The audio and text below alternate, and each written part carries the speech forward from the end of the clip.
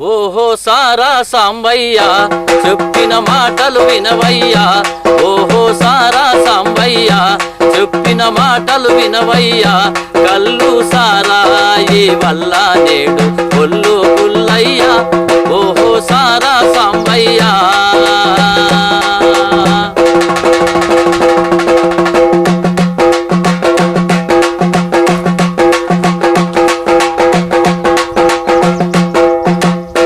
నిప్పులాంటి సారా కోసం అప్పులెన్నో చేస్తావు, అప్పులోడు ఇంటికి వస్తే తిప్పలెన్ని పడతావు.